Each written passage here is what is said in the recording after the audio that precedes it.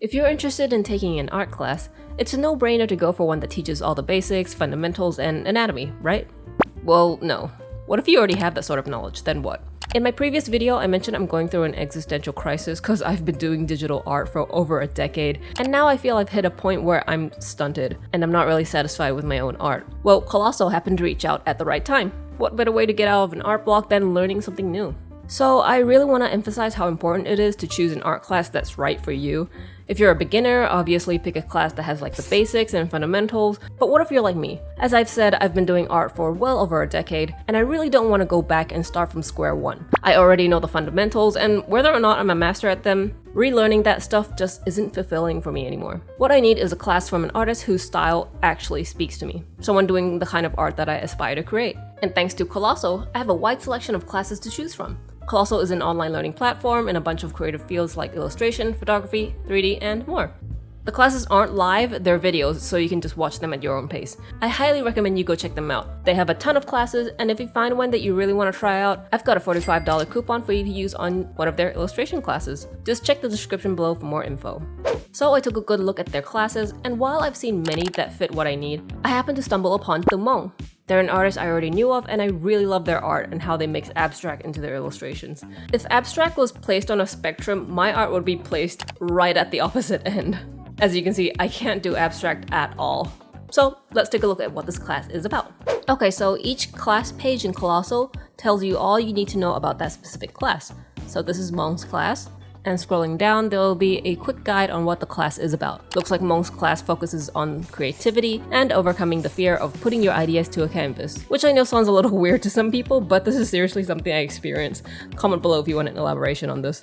Scrolling down, you'll get to see what you get, and a recommendation for who should take this class. So illustrators who want to materialize abstract images in their heads into unique ideas and artistic details, yep, that's me. Who want to improve their natural sense of color using harmonious color placements, yes, that's me. Illustrators who feel their artwork seems boring and bland and want to create works with individuality and appeal, yes, that's me. So this applies to me. This looks like a class that's perfect for me. It's a class focusing on creativity and not so much on the basics. Scrolling down a bit more, you get to see the artist's portfolio, and look at this. This is so gorgeous. I want to make art like this. The page also shows images from the actual class, so you'll get a peek into what you're getting. I think this class would be perfect for me, and if you're in a similar boat, stick around to hear more about this class. I'll give you the rundown on what Hmong teaches in this class and what I've learned.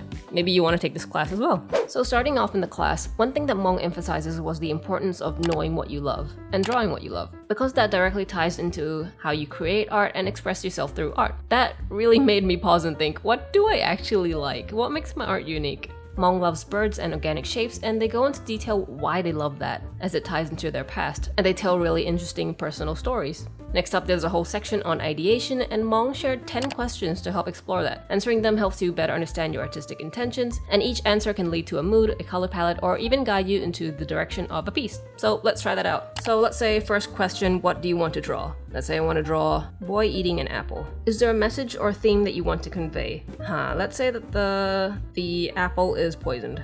So it's like a dark and somber theme. What kind of mood are you aiming for? If he's eating a poisoned apple, it could be like a very scary sort of mood. 4 is the focus on the character or the background, the character. Is it a realistic setting or imaginary one? For this question, it ties into how you draw the background. If it's realistic, well, you would draw something realistic like a house or in a forest. But if it's imaginary, then it would be abstract. For this, I think it would be imaginary. 6, what kind of color palette do you want to use? So red for the apple and maybe green for the poison. And there are complementary colors, so it could look really interesting. 7, what's the most important thing you want the viewer to feel or understand? I want the viewer to feel disturbed.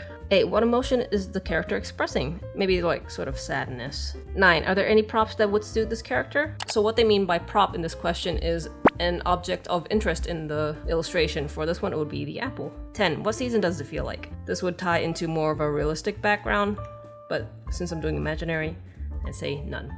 So when you're coming up with ideas, you're going to sketch out like thumbnails and a bunch of ideas and a lot of sketches, and these questions will help you choose which sketch to go with. It's to help you check that you're actually conveying what you want to convey. So for number 1, I want to draw a boy eating an apple. So these 3 sketches would do. Is there a message or a theme you want to convey? Like, I want to convey that the apple's poisoned and he's like purposely poisoning himself. So the mood is kind of scary. I think these 2 could convey something like pretty scary. Possibly. Is the focus on the character or the background? So all of these sketches should be close up and not showing a lot of the background because I want to focus on the character. And so on. So like going through this list would help me choose which sketch that I should go with. Now, they did touch on things that I already knew, like thumbnailing, composition, but that doesn't mean I skipped it. I still listened in because I wanted to understand how they think through these steps. And I was honestly surprised by how well they were able to explain the fundamentals, like not in a dry textbook way, but in a way that really made sense. Like they had little drawings and explained it in a way that was really easy to understand. Then there was a lesson on colors, and yeah, it covered the usual stuff like shifting the hue in shadows. I've seen that a lot, and I'm sure you've seen that a lot. But something I haven't seen before is how Hmong shifts from chromatic to achromatic tones, like going from using vibrant colors to gray to create the soft and dreamy vibe in their artwork. This is how they balance vivid colors with neutral tones, as opposed to how I color, which is using neutral to dark. Hmong colors from vivid to achromatic. And I can see how this keeps all the colors neutral, leaving room for adjustments later on. One thing that really stood out to me was the concept of metamorphosis, transforming one object into another. I've never seen anyone teach something like this before. It was so interesting. Hmong walked through how they think about creating abstract elements by blending shapes and ideas, even down to how they apply pressure with their pen when drawing. It was all part of the transformation. It seems so simple, but it's just something that I never would have come up with or drawn. So these abstract shapes and elements are used to help with emphasizing the ideas and composition. How Hmong arranges compositions is really important to them, and it defines how the art is viewed, how it leads the line of sight. Moving on to creating illustration, Hmong does these simple thumbnails just to quickly get the idea out, and again, surprisingly, uses very few references. They pick just a few main inspiration and reference images as opposed to how I do, which is having at least 10 images. I think having just a few helps condense the idea and not makes us scatterbrained. Also, instead of just starting with realistic colors and then adjusting everything afterward like I do, Hmong picks specific colors right from the start that already match the intended mood and palette. It's a totally different approach from how I do, and I found it super inspiring. They're able to communicate the artwork's mood through color appropriately.